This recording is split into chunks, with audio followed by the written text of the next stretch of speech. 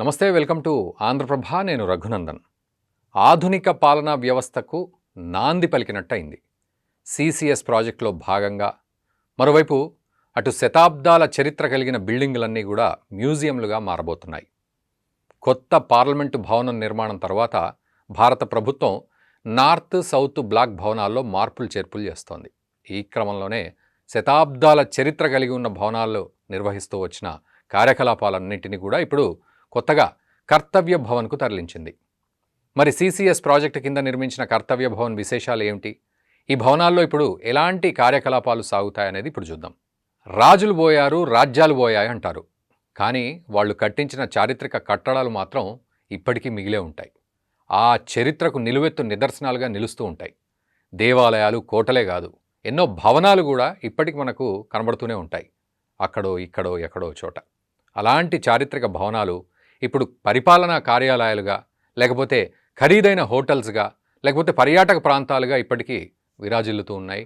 ఇదంతా మరి ఎందుకు చెప్పాల్సి వస్తుందంటే, నిన్న మొన్నటి వరకు పరిపాలనకు కేంద్ర బిందువుగా ఉన్న భవనాలు ఇప్పుడు వాటి స్థితిగతులను మార్చేసుకుంటున్నాయి. ఈ మధ్యనే 100 ఏళ్ల చరిత్ర కలిగిన రాతి కట్టడం నుంచి పార్లమెంటు కార్యకలాపాలు కొత్త భవనంలోకి మారిపోయాయి. ఇప్పుడు నార్త్ సౌత్ బ్లాక్ భవనాల వంతొచ్చింది. అంటే శతాబ్దాల చరిత్ర కలిగిన మరికొన్ని కీలక పాలనా కార్యాలయాలు కొత్త బిల్డింగుల్లోకి మారిపోతున్నాయి. ఆ కొత్త బిల్డింగులు కూడా ఎంత అద్భుతంగా ఉన్నాయనేది ఈ వీడియోలో మీరు చూడొచ్చు. బ్రిటిష్ పాలనలో నిర్మించిన నార్త్ సౌత్ బ్లాక్ భవనాలు ఇప్పటి వరకు ప్రధానమంత్రి కార్యాలయం, రక్షణ, ఆర్థిక, హోంశాఖ, అట్లాగే విదేశాంగ వంటి మంత్రిత్వ శాఖలకు ఇప్పుడు కేంద్రంగా ఉంటూ వచ్చింది ఇప్పటివరకు. ఇప్పుడు ఈ భవనాలన్నింటినీ కూడా పూర్తిగా ఒక గ్రూపుగా మార్చి, మరోవైపు అటు మ్యూజియంలుగా మార్చాలని కేంద్ర ప్రభుత్వం ఒక కీలక నిర్ణయం అయితే తీసుకుంది. ఇందులో సుమారు 5000 సంవత్సరాల భారతీయ చరిత్రను ప్రదర్శిస్తారు. ఇదిలో ఉండగా మరోవైపు ప్రధాని కార్యాలయంతో పాటు ఇతర శాఖలన్నింటినీ కూడా కొత్తగా నిర్మించిన భవనాలకు షిఫ్ట్ చేస్తారు.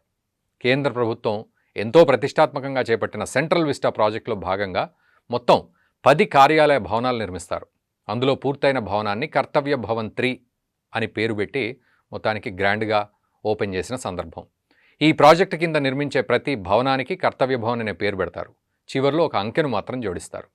అయితే కొత్తగా నిర్మించిన కర్తవ్య భవన్ 3ని ప్రధానమంత్రి నరేంద్ర మోదీ ప్రారంభించారు. కర్తవ్య పద్ పక్కనే కర్తవ్య భవన్ ఏర్పాటు అవ్వడం ప్రజాసేవలో తమ నిరంతర కృషికి ప్రతీక అని ఆయన పేర్కొన్నారు. అత్యాధునిక సదుపాయాలతో నిర్మితమైంది ఈ భవనం. దీన్ని జాతికి అంకితం చేశారు. ఇక ఈ కర్తవ్య భవన్ 3 సుమారు 1,50,000 చదరపు మీటర్ల విస్తీర్ణంలో ఉంది. 2 బేస్మెంట్లు ఉన్నాయి. తర్వాత ఒక గ్రౌండ్, 6 ఫ్లోర్లు, మొత్తం 7 ఫ్లోర్లు అంటూ ఉన్నారు. సో ఆ రకంగా మరోవైపు అటు 30% తక్కువ విద్యుత్తు వినియోగం ఏర్పాటు జరుగుతుంది. ఎందుకంటే సోలార్ ప్రాజెక్ట్ని ఏర్పాటు చేశారు అక్కడ. మరోవైపు విద్యుత్తును సేవ్ చేసే ఎల్ఈడి లైట్లను కూడా ఏర్పాటు చేశారు.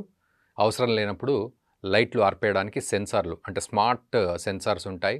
స్మార్ట్ లిఫ్టులు కూడా ఉన్నాయి.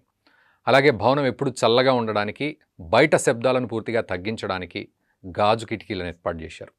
కర్తవ్య భవన్ పైకప్పుపై ఏర్పాటు చేసిన సోలార్ ప్యానెల్స్ సంవత్సరానికి దాదాపు 5.5 లక్షల యూనిట్ల విద్యుత్తును ఉత్పత్తి చేస్తుంది. ఇక ఈ భవనాల్లో మంత్రిత్వ శాఖలన్నీ కూడా ఒకే దగ్గర ఉంటాయి. హోం వ్యవహారాల మంత్రిత్వ శాఖ, ఇటు విదేశాంగ శాఖ, గ్రామీణాభివృద్ధి, పెట్రోలియం, సహజవాయువు మంత్రిత్వ శాఖ, తర్వాత ఎంఎస్ఎంఈ మంత్రిత్వ శాఖ కార్యాలయాలన్నీ కూడా ఒకే దగ్గర ఉంటాయి. ఇక ఒక్క మాటలో చెప్పాలంటే కర్తవ్య భవన్ 3 ఢిల్లీ మొత్తం విస్తరించి ఉన్న వివిధ మంత్రిత్వ శాఖలన్నింటి విభాగాలన్నీ కూడా అక్కడే ఉంటాయి.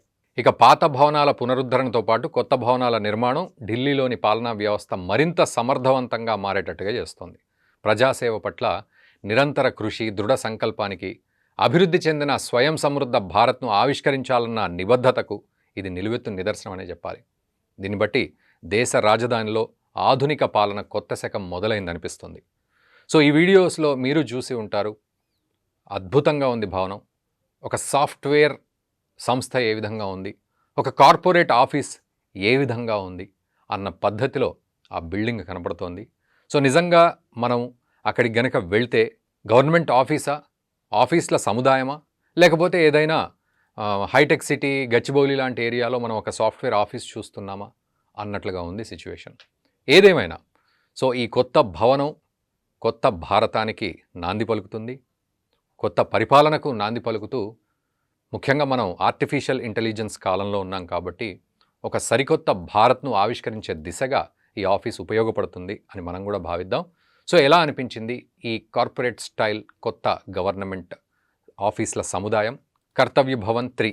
సో మీరు కూడా దీనిపై కామెంట్ చేయండి. ఈ వీడియోని మీ మిత్రులకు కూడా షేర్ చేయండి. Thank you very much.